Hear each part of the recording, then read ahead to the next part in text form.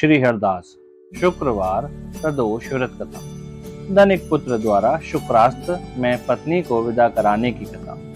सूत जी बोले, प्राचीन काल की बात है, एक नगर में 3 मित्र निवास करते थे। तीनों मित्रों के मध्य अत्यंत घनिष्ठता थी।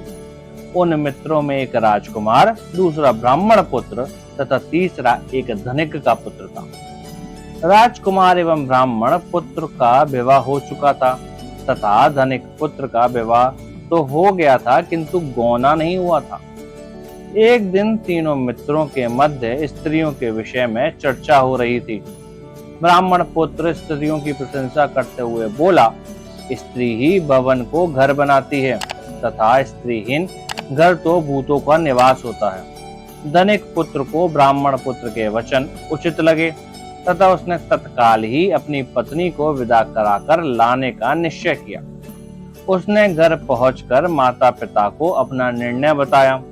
उसके माता पिता ने कहा, वर्तमान में शुक्र देवता अस्त चल रहे हैं। इस समय अवधि में बहु बेटियों को विदा कराकर लाना शुभ नहीं होता है। अंततः शुक्रोदय होने के उपरांत तुम अपनी पत्नी को विदा करा लाना। माता पिता द्वारा बहुत समझाने पर भी धनिक पुत्र ने अपना हट नहीं छोड़ा तथा अपनी पत्नी को लेने ससुराल पहुंच गया। ससुराल में भी उसके सास ससुर ने भी शुक्रोदय होने के पश्चात पुत्री की विदाई करने का निवेदन किया, किंतु उसने किसी की भी बात नहीं मानी और अपना निर्णय पर अड़िग रहा। अंततः अपने दामाद के हट से विवश होकर उन्होंने अपनी कन्या को उसके साथ विदा कर दिया। ससुराल से विदा होकर वह दोनों पति पत्नी नगर की सीमा से कुछ दूर ही निकले थे कि अकस्मात ही उनकी बैलगाड़ी का पहिया टूट गया तथा एक बैल की टांग टूट गई। इस दुर्घटना के कारण वह दोनों नीचे गिर गए तथा उसकी पत्नी भी गंभीर रूप से घायल हो गई। इस दुर्घटना के पश्चात भी धनिक पुत्र अपनी पत्नी सहित यात्रा करता रहा।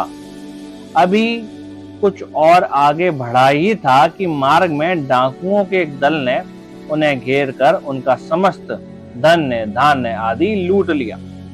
लूटपाट हो जाने के उपरांत धनिक का पुत्र पत्नी सहित विलाप करता हुआ अपने घर पहुंचा। यों ही वह घर पहुंचा, वहां उसे एक सर्प ने डस लिया।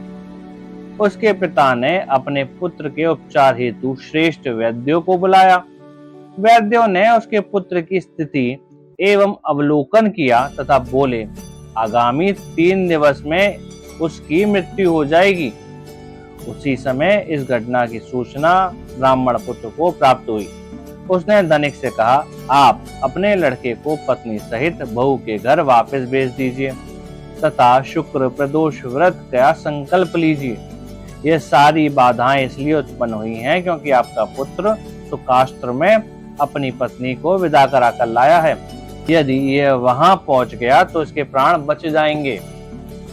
धनिक को ब्राह्मण पुत्र का परामर्श उचित लगा तथा उसने अपने पुत्र एवं पुत्र वधू को वापस लौटा दिया। ससुराल पहुंचते ही धनिक के पुत्र की स्थिति में सुधार होने लगा।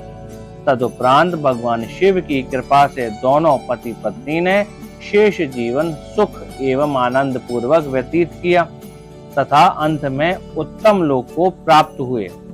शुक्रवार त्रयोदशी प्रदोष व्रत की पूजा विधि सोम प्रदोष के समान ही है। इस व्रत में श्वेत रंग तथा खीर आदि पदार्थों का सेवन किया जाता है। ऐसी ही दिव्य कथा सुनने के लिए चैनल को सब्सक्राइब करें और घंटी दबाएं और कमेंट करें। नमः पार्वती पते हर हर हर महादेव।